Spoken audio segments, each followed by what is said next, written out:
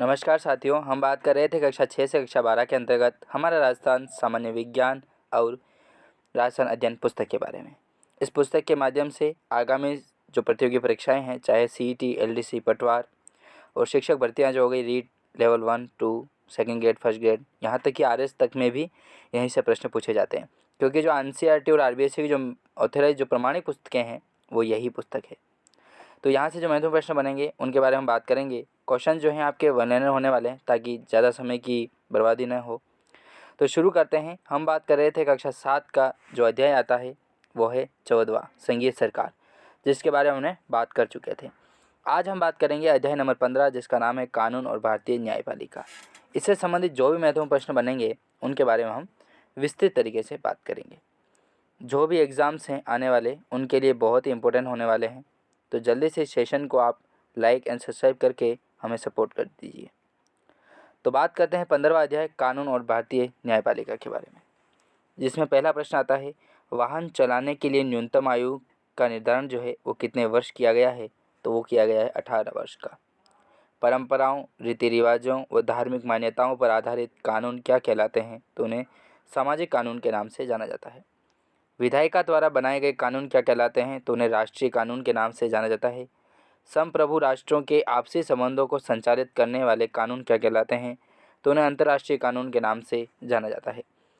सूचना का अधिकार अधिनियम कब बनाया गया था? तो 12 मई 2005 को सूचना का अधिकार अधिनियम जो है वो बनाया जाता है। 2005 को संसद में पारित करवाया गया था, जिसे 2005 में मतलब 15 जून 2005 को राष्ट्रपति की अनुमति मिली थी और अंततः जिसे 12 अक्टूबर 2005 को यह कानून जो है वो जम्मू कश्मीर को छोड़कर पूरे देश में लागू किया गया था। सूचना का अधिकार अधिनियम, तो आपको एग्जैक्ट याद रखना है जो है वो 12 अक्टूबर 2005 हो जाएगा। इसमें 3 तारीखें जो आती है वो है 12 मई 2005, 15 जून 2005 और 12 अक्टूबर 2005। हमारे देश में किस प्रकार की न्याय व्यवस्था है? तो वो एकीकृत जो न्याय व्यवस्था है वो भारत देश में देखने को मिलती है। न्यायपालिका में राष्ट्रीय स्तर पर किसका प्रावधान है? तो सर्वोच्च उच्चतम न्यायालय का है, यह दिल्ली में है। सर्वोच्च न्यायालय के मुख्य न्यायाधीश की नियुक्ति किसके द्वारा की जाती है? तो राष्ट्रपति के द्वारा की जाती है। जस्टिस बोबडे भारत के सुप्रीम कोर्ट के जो 47 मुख्य न्यायाधीश थे उनके द्वारा। सर्वोच्च न्यायालय के न्यायाधीशों के वेतन एवं भत्ते किस निधि से जारी किए जाते हैं? तो संचित निधि जो है अनुच्छेद 266 के अंतर्गत जो है वहाँ से जारी किए जाते हैं। राजस्थान का उच्च न्यायालय कहाँ स्थित है? तो जोधपुर में स्थित है। राजस्थान उच्च न्यायालय की एक अन्य पीठ बच कहाँ स्थित है? तो जयपुर में स्थित है। राजस्थान उच्च न्यायालय की जो अन्य पीठ है वो जयपुर में है, जबकि जो मेन जो पीठ है वो जोधपुर में स्थित है। उच्च न्यायालय के न्यायाधीश किस अधिकतम आयु तक अपने पद पर बने रह सकते हैं? तो 62 वर्ष की जो आयु है वहाँ तक अपने पद पर रह सकते हैं। उच्च न्यायालय के न्यायाधीश की नियुक्ति कौन करता है? तो राष्ट्रपति के द्वारा की जाती है। न्यायाधीश इंद्रजीत महंती के द्वारा की गई थी।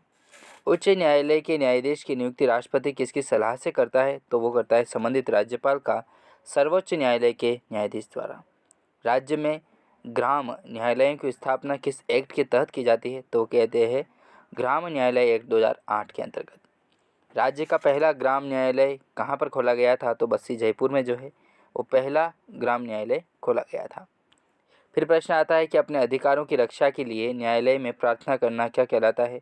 तो उसे याचिका दायर करना कहलाता है। निचली अदालत के फैसले के विरुद्ध ऊपरी अदालत में पुनः विचार हेतु जाना क्या कहलाता है? तो उसे अपील के नाम से जाना जाता है। तो ये दोस्तों हमने 15वां जो अध्याय से महत्वपूर्ण प्रश्न बन रहे थे, 18 महत्वपूर्ण प्रश्न जो थे उनके बारे में हमने बात की थी विस्तृत तरीके से।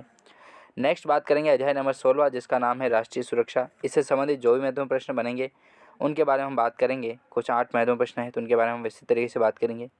तो तब तक के लिए दोस्तों जय हिंद, जय भारत। इस सेशन को लाइक एंड सब्सक्राइब करना ना भूलें।